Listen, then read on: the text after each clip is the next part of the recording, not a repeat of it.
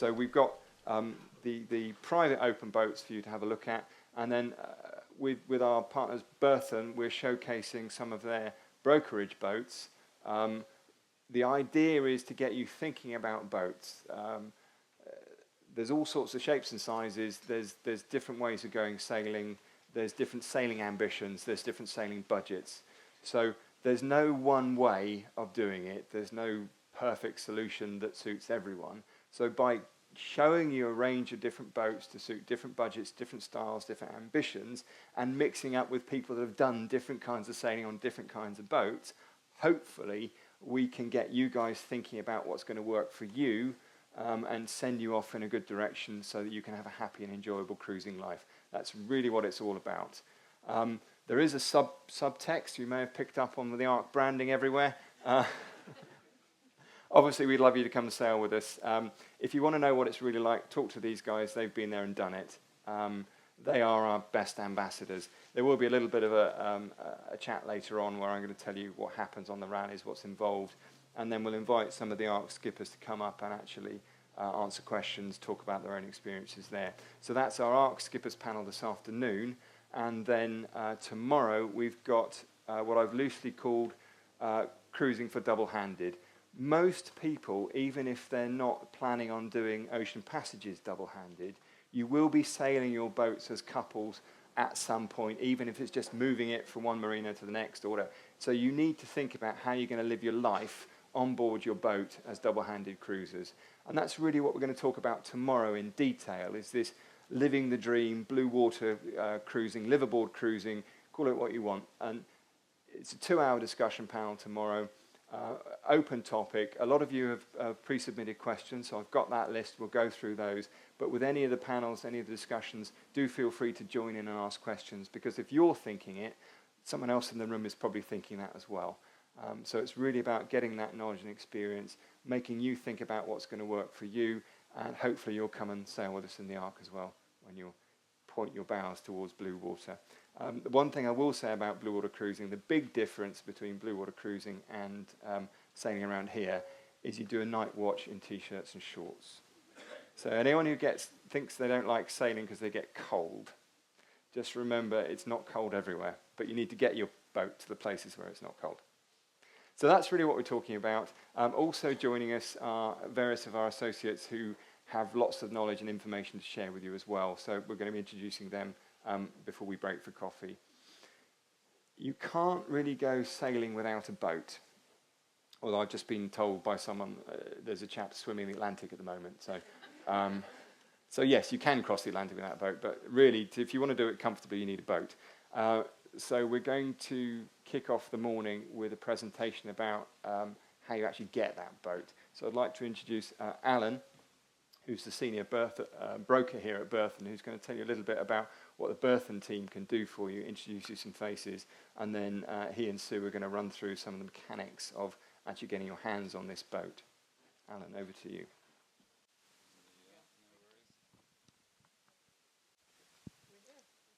Okay, so welcome to the Berthon Bluewater Weekend. Myself, Alan McElroy, and I'm Sue Grant, the MD here at Berthon. So this morning, Sue and I would like to give you an overview of the sometimes daunting process of the search and ultimately the purchase of your ideal blue water boat, breaking it down into the various stages from, as we put it, cradle to cruise. But first of all, we thought we'd start off with a couple of sort of fairly recent examples. Right, so here we have a Discovery 55. This was a sale that went through last year. The sale was viewed and handled here in Lymington. The yacht was an ex-tax boat, and we'll talk more about tax later. And she was company owned. The new owner wanted to take her away ex-tax, so she was exported via the Channel Islands. As you know, it's currently outside the EU VAT net. Broker input, we handled the sale and purchase agreements, oversaw and coordinated the survey and sea trial. Paperwork in this instance included not just sort of bills of sale and certificate of registry, but she was a company sale, so there were minutes of the resolution to sell, authorized signatories, certificates of good standing and certificate of incorporation and protocol for delivery and acceptance. So it was, there was quite a paper trail to that particular sale. Another example, Discovery 55, Blue Harmony. Reasonably straightforward sale, nice Discovery 55, low hours, tidy boat. Private sale, the main thing was removing it from Swiss flag to re-registering in the UK. But this was a good example of picking up a boat in a nice cruising ground. The boat was located just outside Kiel. The Baltic wasn't actually on the purchaser's agenda, I have to say, but since he bought the boat there, he thought, well, why not? Let's start here. And if I'm correct, Jeremy runs a nice rally in that neck of the woods. Bowman 40. This was a classic example of a client coming with a very preconceived idea, and he felt he wanted a lighter displacement, more performance-oriented vessel. He travelled quite a long way to come and look at yachts. And again, it's a good example of somebody having researched something on the internet, and when they come and see it in reality, they realize, actually, this is not what I'm after. And of course, then he fell in love with a Bowman 40, which, as we all know, is a fairly classic little blue water cruiser. So after a quick pit stop here, re-rig, servicing of the mechanical systems, plumbing, engine, generator, she headed off to Costa Rica, ably assisted, I think, by our colleagues from PYD on that particular one as well. This is an Oyster 72 that we sold with a bright orange rig. We had to actually change that to white between acceptance and completion. She was company owned in the Isle of Man. She was VAT paid, cross-border lease. Of course, the Italian bank had gone bust in the interim and the owner had lost the paperwork. So that was a little bit of a drama, but we managed to overcome that. And the owner of the new owner of this boat then went across in the Ark through the Panama, down to New Zealand, shipped back to UK, back to the Med, and she's now on the east coast of the States.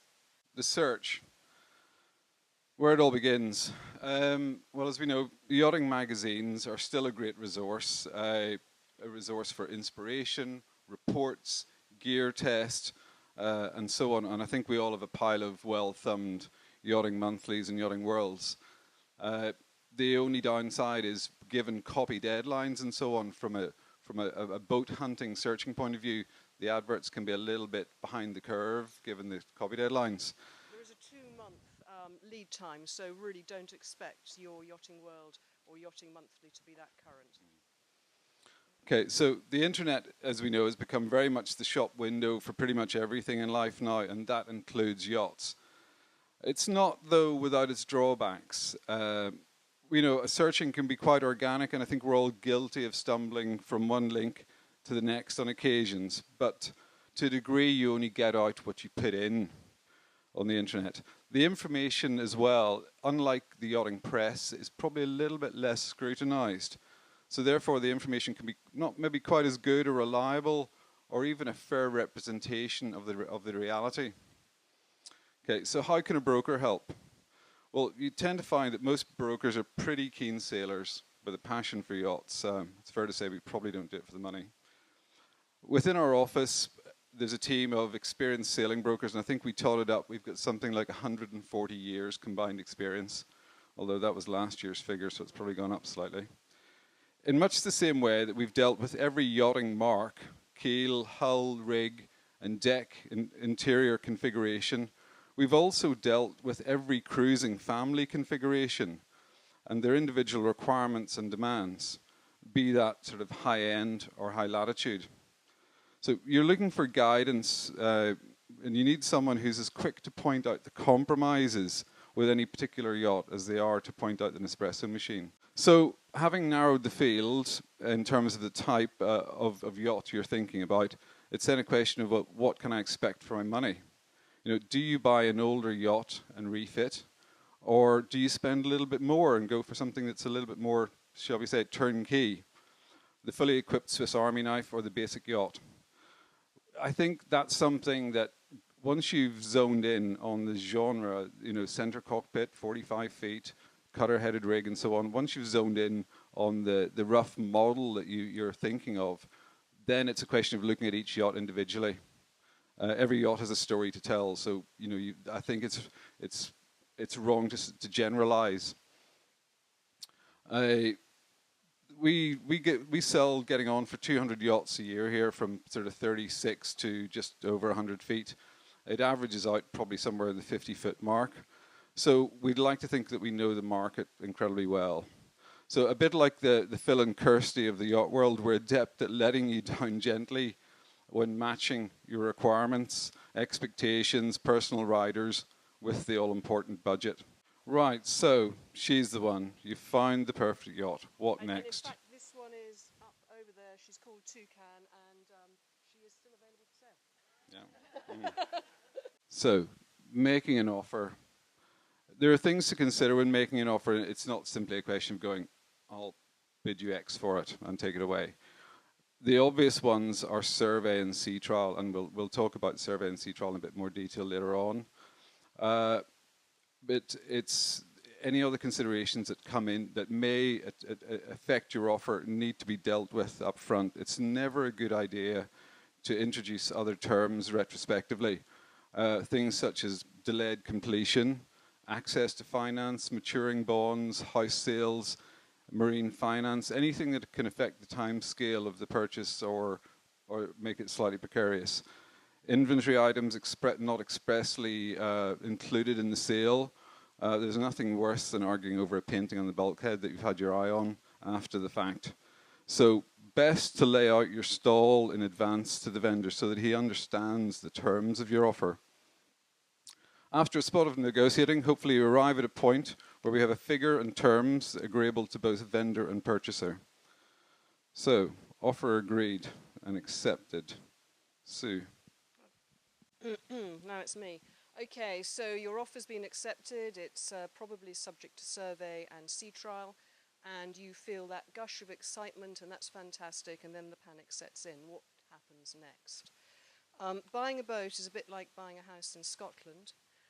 You go into contract first, and it is subject to the survey, so the boat comes off the market whilst you carry out your investigations.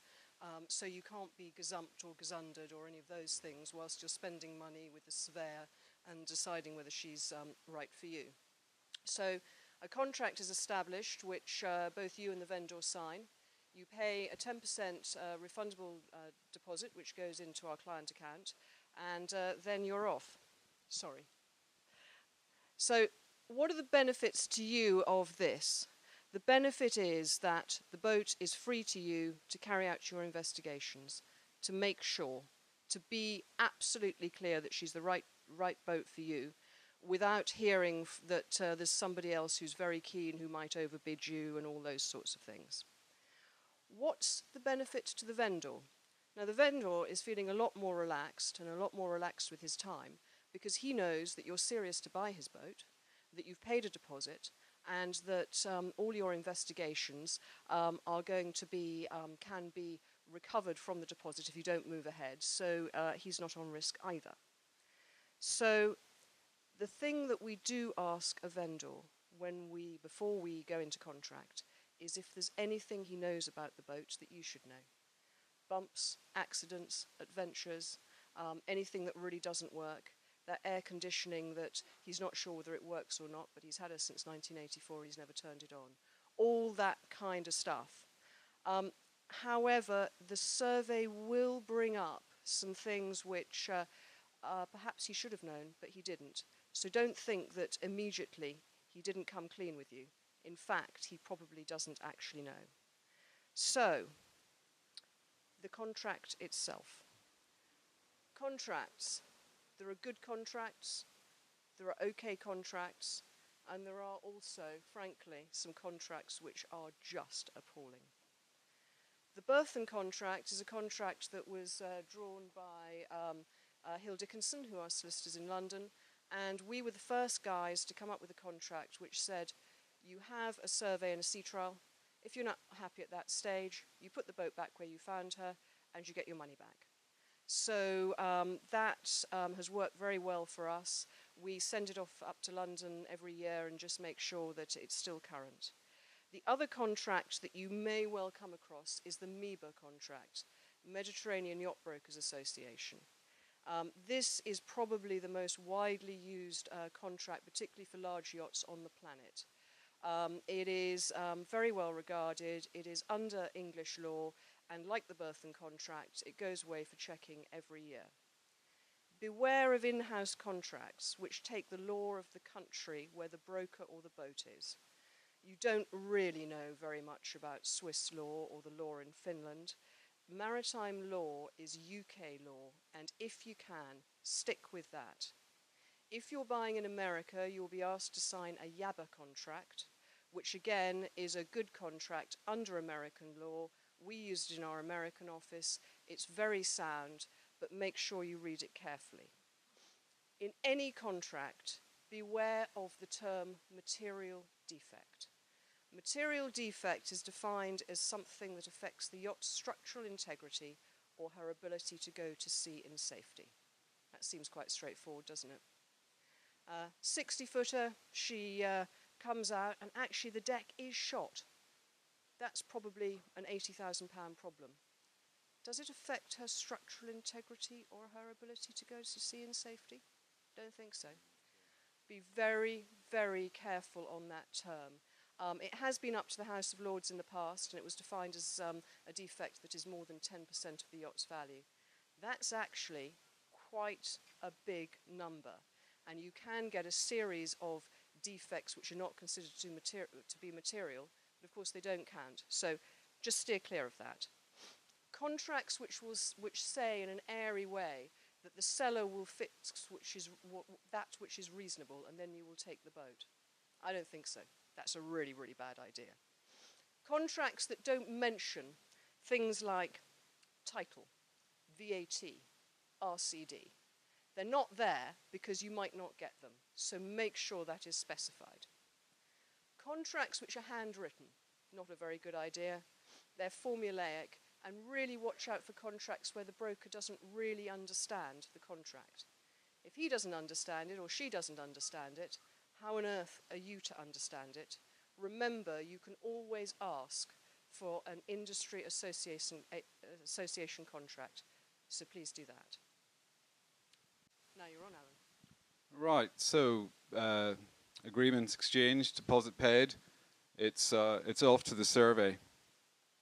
So most importantly, the survey is important on any number of levels, but the base and the most important reason is peace of mind. This is a yacht that you plan to entrust the safety of your loved ones to, so therefore you'd like to think it was fit for purpose. So that's the bottom line with the survey.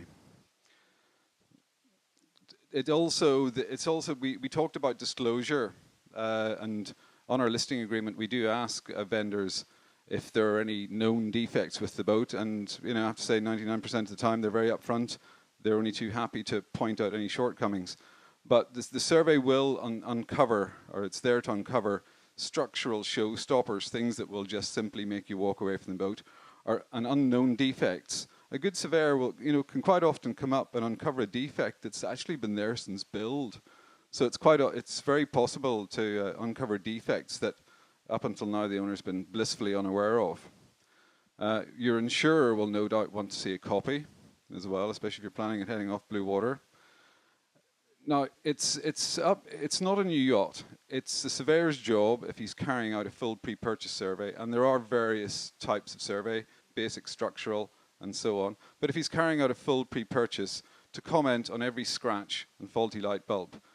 These don't all come under the heading of material defect. She isn't a new yacht, and I'll leave Sue to explain a little bit on the negotiation later. But it does give a really good snapshot of the yacht's current condition.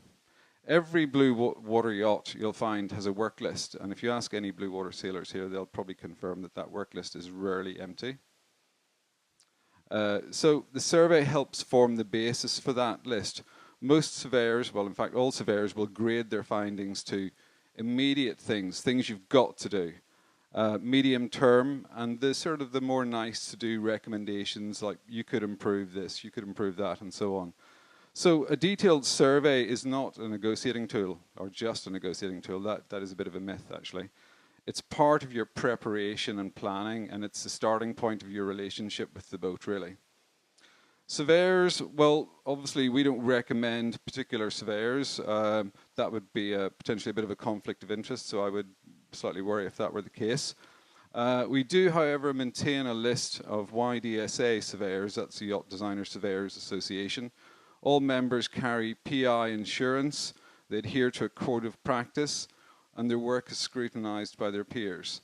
Although, you know, a lot of people within the sailing fraternity, referral is a very common method of finding your surveyor as well. But whichever surveyor you do choose to use, do check their credentials and do ensure they have adequate PI. Obviously, as brokers, we're not massively keen on surveyors as a breed, because they're out there to make our life a little bit more difficult. So, with the survey done and hopefully issues on that side of things resolved, it's on to the fun part, the sea trial. Now, the sea trial is very much there to check out all the practical aspects of the boat, the engine, the sails, the instrumentation, and under the terms of our agreement, we allow for somewhere around 4 hours in the West Solent here. That said, it takes as long as it takes until people are happy and resolved. In some way, and more importantly, it's your first opportunity to experience the yacht underway. You know, does she live up to your expectations? Is she a little bit tender? Is she not tender enough? And so on and so forth. And you know, if the owner's on board and the sea trial is going well and all the boxes have been ticked, you'll quite often find that it starts to merge into a nice sail and anecdotes from the owner. It will sometimes highlight odd, you know, shortcomings, especially if the yacht's been led up ashore for a while. So please bear this in mind. You know, a yacht is a big collection of moving parts, and so don't be put off by the odd gremlin. As I say, if a boat's been sitting on hard, furlers might be a little bit stiff, and running rigging might be a little bit firm, but you know, give the boat a chance, basically. We're a full-service yard, and a bit more on that later from Tom. So we're ideally suited, or placed, in fact, to help you then sit down, evaluate, advise on any issues arising from the survey or sea trial. Okay. So moving on, the negotiation. Sue. Okay. Right, negotiation. Despite what our New Yacht colleagues will tell you, they haven't actually built the perfect boat yet. Remember also that your potential new magic carpet is not new. Another thing to remember is that if you're buying a second-hand Bluewater cruising yacht, the owner has sailed her far. He's emotionally attached to her. You can probably get away with telling him that his daughter isn't that good looking. But if you start to criticize his yacht, you're on very, very thin ice. Okay? When you get your survey report, it will be a fairly flat document. It will not say, she's a jolly nice boat. She's very well found. It will be a list of problems, defects, things to do. Experience teaches us that you should focus on those things that matter. Don't count the spoons. Don't worry about lights that don't work or nav lights that are out or things like that. Focus on the things that really matter to you. We find that a survey negotiation where you focus on 3 or 4 important points are most likely to be successful. The owner's attention span will cope with those, and that works well. Remember also that he is a key member of your team, or he and she are key members of your team moving forward when you start your adventure. They will be the guys that actually do an extended handover with you. They will be the guys that you will ring 3 months in when you've forgotten that that switch up forward is the one that actually will activate the windlass that you'd forgotten about. And they will be the ones that when you're in Tahiti will sail on their new yacht, and you will have huge gin and tonics together. So the message is, make it fun, focus on what matters, and actually don't make it so painful that you get less out of the experience of buying from the owner than you could. Right, the completion, title papers. Berthon are a significant and long-established brokerage house, but that's it. You should expect a professional approach to the paperwork from any broker or brokerage house that you choose. Title. We work hard to establish at least a 5-year clear title. That's the MCA requirement, should you wish to put the vessel on Part 1 registration. That said, in pretty much every case, you'll find that we establish it back to the egg. We completed on a boat this week from 1970, and we have a beautiful paper trail from first owner to the most recent. We'll always work through the title chain, and I think this should apply to anyone else as well. We'll work through the title chain, the VAT paperwork, and the RCD with you in advance of any contractual agreements. And I think that's something that you should, it is important that you make sure that's all in existence before going down the route of contract. We also list the paperwork that will go with a yacht on the sale and purchase agreement so that it's a term of the agreement. Bills of sale, the document that transfers title from the old to the new owner. Transcripts of registry. This gives you a snapshot of and confirms the detail on that registration certificate, but it also lets you know if there are any mortgages registered against the vessel. Closures of foreign registries, can be not as easy as it sounds sometimes, I have to say. And the myriad of documents that are required when maybe buying from a corporate body. These are all things that come under our remit. So it's the broker's job not just to ensure that you leave with your nice new yacht, your new pride and joy, but equally a comprehensive file of documentation to go with that boat. So now Sue's pet subjects, VAT and RCD. I always get the glamorous things. Okay, VAT. VAT is a bit of a minefield. It's every shade of grey. Don't think, we get asked so many times, oh, can we just have something from customs to say it's okay? No. There are some yachts that we sell where actually the VAT status isn't that clear, which is why, as Alan says, we always make sure that you know exactly what the situation is before you go into contract, because sometimes it is impossible to actually provide the comfort that you would like. So bear in mind that if that is the case, it will be because the VAT status, the proof of VAT payment, cannot be improved on. So the perfect thing is to have an original VAT receipt from the builder to the first private owner in original with the VAT, VAT number of the builder on it. Of course, the boat then goes through her life, so you then have to prove that her status hasn't changed. If she's changed hands outside the EU, she loses her VAT paid status. If she has chartered or not paid tax in some place where she has been in outside the EU, she can lose her VAT paid status. There is a very unhelpful EU regulation which says that if you're outside the EU for more than 3 years, she loses her VAT paid status. Now, UK customs take the view that it should not act as a cascade tax when you come back, but the Germans aren't quite so generous. So there's that. There's a T2L which you will be required to have in Portugal, where the original VAT receipt won't be accepted. There's a customs import form. A lot of people will tell you that you need VAT status in original.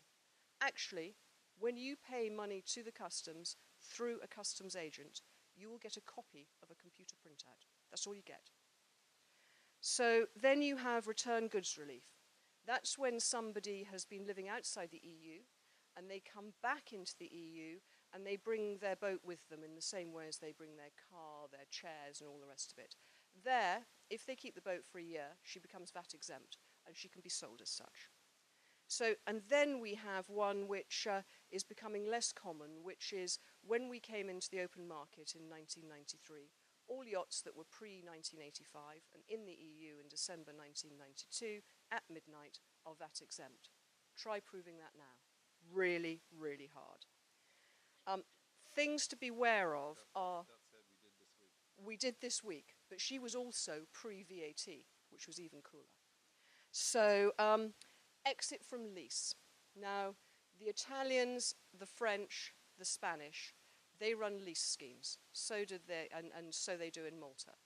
And that is a way to sort of amortize the VAT. Some customs authorities like it, some don't. Cross-border lease through Belgium, through the Murat scheme, huge problem. Check that very, very carefully and take advice, because it may or may not prove VAT payment. At the moment, many boats which are paying VAT during the first, when they have been ex-tax as new, are going to Malta. Now, in Malta, you can pay VAT because of the scheme that they use at 10%. So, and that's fine. Of course, the EU are trying to close that loophole. Customs authorities, we find, particularly in the UK, are very practical, very pragmatic, very good. Elsewhere in Europe, you cannot rely on them being quite so understanding, particularly as they are all on targets for the amount of VAT recovered. And they're not going to get a bad press for taking VAT off a yachtsman on his yacht. People are concerned about ex-tax boats, boats that haven't paid their VAT.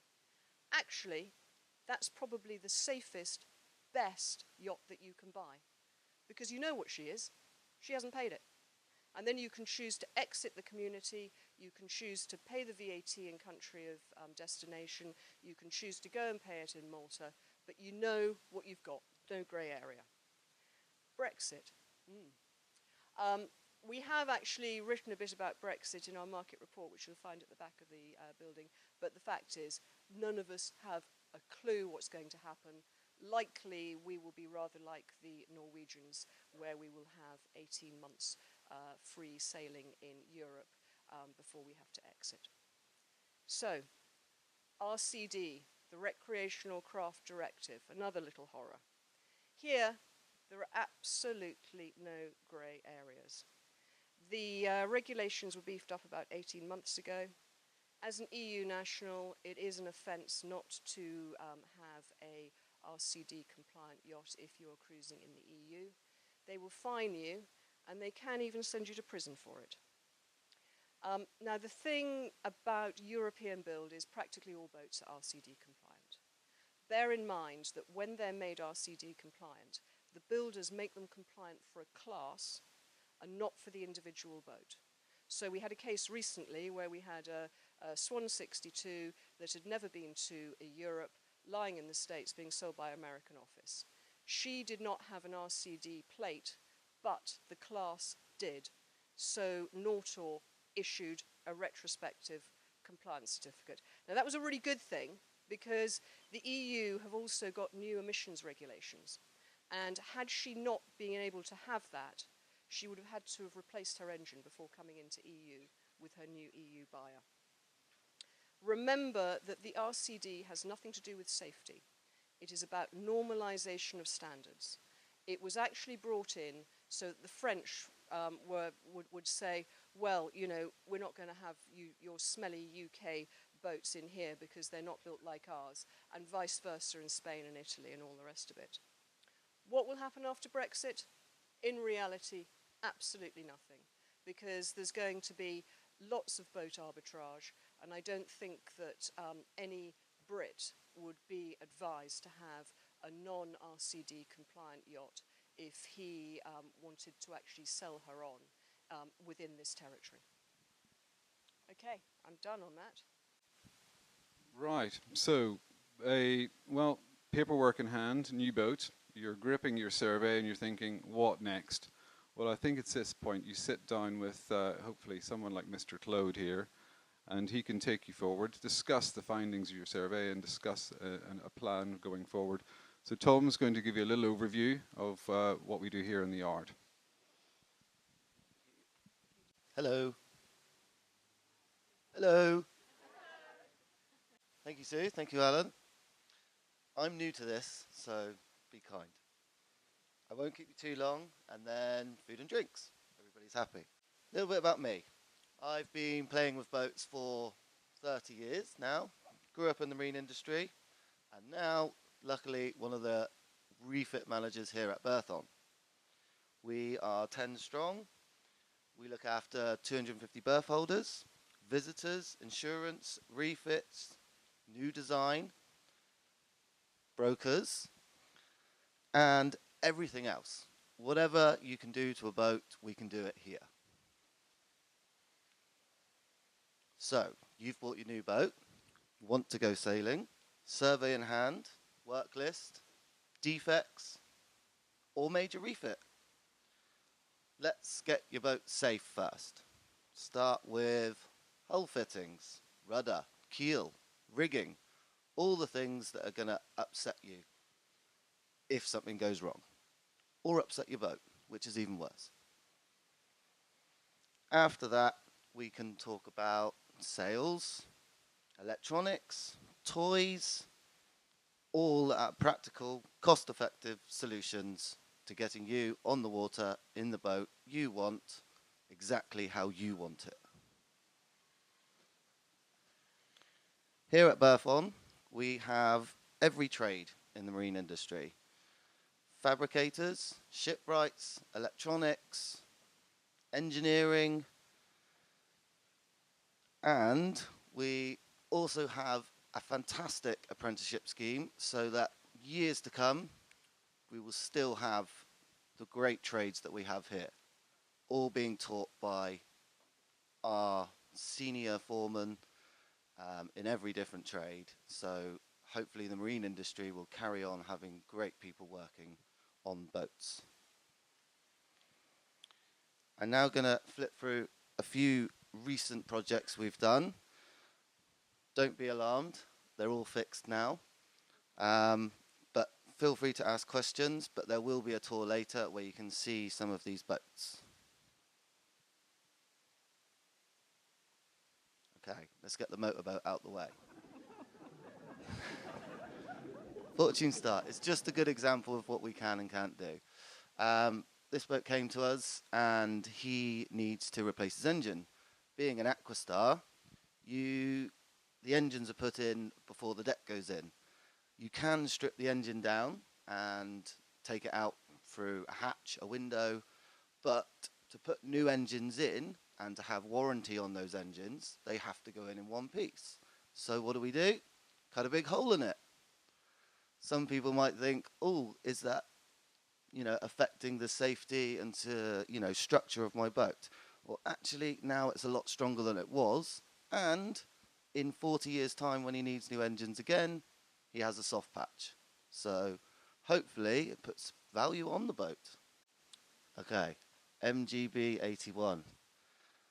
This one we want to talk about to just, it's a major refit for the Portsmouth Naval Base Property Trust. And we're doing everything to it. Every trade is involved in this project. It's being run by our commercial department. So coding and all the safety aspects, because it will be used by lots of different people, also is a factor in this boat. You will get to see it later before it goes over to its new home. So coming here was good. Trillium 2. This is a Bluewater cruiser, and he was bought in Holland, and it was on its way to Canada to its new owner, but it decided to stop here as the skipper of the boat thought the keel was moving rather a lot. So we had the challenge of taking the keel off and making sure the ram worked, and basically all the pads that the keel is held with and goes up and down, so that it is now a really tight fit. She's ready to go and bash some miles. She's still here, so you can see that as well. It's quite an odd design for a Bluewater cruiser. Not many of you have probably seen it, but yeah, you can have a look at it later, and it really is a mile cruncher. You can tell by the hull shape. Cutting edge. This boat has been looked after very well its whole life. I've put this one in because we're actually doing a complete refit and an insurance company is paying. So, great news. Basically, a valve went on the boat. It gets used pretty regularly in the summer, but the boat wasn't used for about a month. A valve broke, bilge pumps worked, everything was worked, the boat was well kept, but basically it caused a leak, which killed the batteries, and then after that it carried on filling up with water. Didn't sink because we noticed it, and basically everything in this boat, it's a Moody 47, electronics, systems, everything is under the floorboards, and the water was above the floorboards. So everything is being replaced. So again, another project that involves every trade. And yeah, again, it's here now. It's been repainted, so you can see our fantastic painting work. This one's interesting. I believe the owner is here as well, so I'll be very kind about it. This boat had a problem in its skeg. As you can see from the first picture, a very large crack in the wood. It had been tried to repair by other yards before, unsuccessfully. So we did a bit more digging and found out the only way to cure the problem is to make a new skeg. We made it in carbon, so it's extremely strong. Long process, designers involved as well, so another thing we do here. But you'll be pleased to know the boat's back in the water, the owner's happy, and they're sailing again.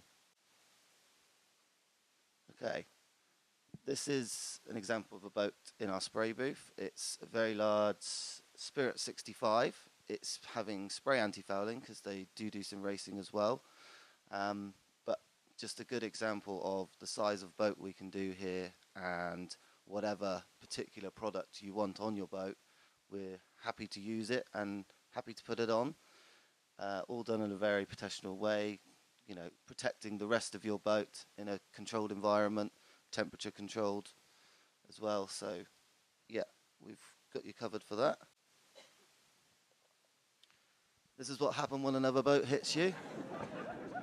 Hopefully it doesn't happen often, mainly in marinas. But again, it's a boat that's cored on its top side. So from the impact, the core was broken. And because boats are strong these days, the internal part of the boat actually popped away as well. So we had to do a complete repair, replacing the core, not just a cosmetic repair. But again, all achievable. So whatever happens, we can fix it. And this is just a few more examples of the trades. Obviously, we've got rigging, engineering, boat moving, valeting. You see a nice sprayed boat there, hopefully. But if you look on the bottom picture, there's a mussel growing inside an engine there, which stopped it from, or made it overheat, I should say. But we can find these problems, and you know, boats that aren't left and not maintained, things like that can happen, so it's a good thing to keep your maintenance up. And again, electronics, toys. I'm sure you all read the magazines with the latest gizmos and gadgets. We have a designated team here to sort all of those things out. Everything. If you want Sky TV on your boat, you can have Sky TV on your boat. Anything is possible these days. Right, that's enough from me, I think. Thank you for listening. I hope I've given you the confidence to go and buy a boat or come and get it upgraded. Whatever you find will help you get it on track and exactly the way you want it. If you've got any questions, we are doing a tour later. Come and find me. A colleague of mine, also called Tom, is here. He'll be able to help as well. Thank you for listening, and any accidents, we've got you covered. Tom, thank you. Don't go away, because I've got some good questions for you. With your experienced yard manager's head on, what would you say is probably the most common thing that people need to fix on a blue water boat? So let's say, I don't know, 45 foot, 8 years old. What is the kind of thing that you're instantly going to think, it's done some miles. What are they going to be looking at in terms of spending their budget first up? A very good engine service. You need an engine. It gets you out of trouble a lot of times, although we don't like using them. And plumbing, and you know, through hull fittings, they're the things to look at. Do you- Rig checks, it's, you know, you're doing a lot of miles in a boat that's not yours. You do know where it's been, but it hasn't been used by you. So everything that's going to put your safety at risk, really. Do you notice a difference in boats that have been lived on to boats that have been, if you like, holiday cruised? Yeah, a boat that's been used is very good to buy. It's, you know what it's been through. The owner, skipper, whoever's been on board will have kept the boat up to scratch, because to do the miles you have to have a boat up to scratch. So a boat that's been used is always good. It may be a bit scratched about, but as you can see, we can sort all of those things out, but you know it's been used, so you know it's safe. And what advice would you give people about rigging? Because that's obviously a key point on an older boat. There is a grey area in rigging. Insurance companies will want you to re-rig your boat every 10 years, but realistically, wire and masts last a lot longer than that. If you have a rig check every year by a professional rigging company, which we can do here, and you get them to write everything down, and if there was any defects, if you fix those defects, then you give that to your insurance company.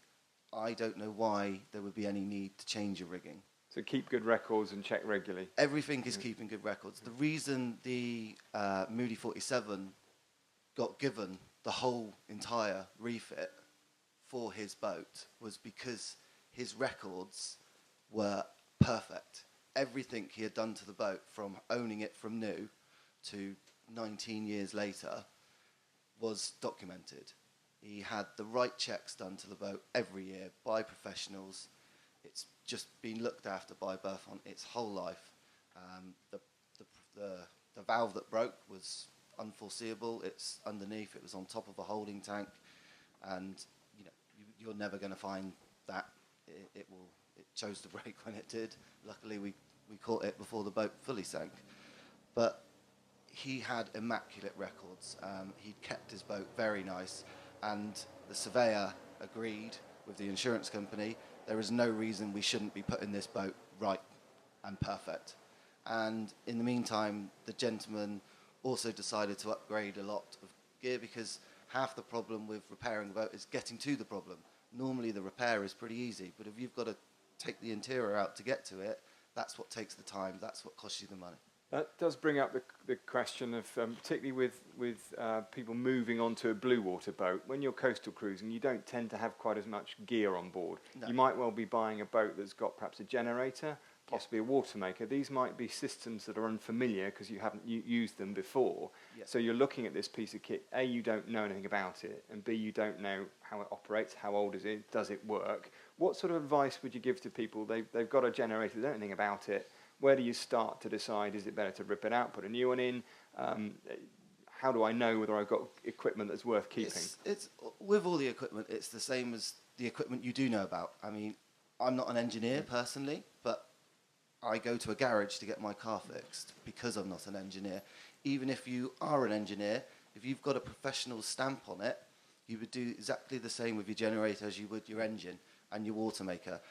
If you do view some of the awesome boats we've got here, you'll notice little tags everywhere that says caution, do not use. That means the engine, generator, water maker, everything has been laid up, winterized properly for the cold, for basically so that when the boat goes back in the water, everything gets commissioned. You know it's had a service, you know it's been laid up properly, and it's going to be commissioned properly. So everything like that will give you confidence in your boat. But all the systems, the brokers will know about it, or part of our team will know about it, and you can learn yourself. But before you decide to throw something away and start again, just get it checked over. It might have had very little use and be perfect, or it might have been maintained its whole life, and like a car engine, it will go on forever as long as it's... So it's definitely a process of prioritising your equipment on a boat. You know, a lot of boats do keep a log, a maintenance log. Mm-hmm. They have images from design even where all your seacocks are. Regular checks on your boat. Knowing your boat is the most important thing. That's great. If you do checks on everything, then everything will last a long time. They're built to last. They're strong. Any refit-related questions for Tom while we've got him up here? Oh, good. Thank you very much. Appreciate your contribution. Thank you. Thank you.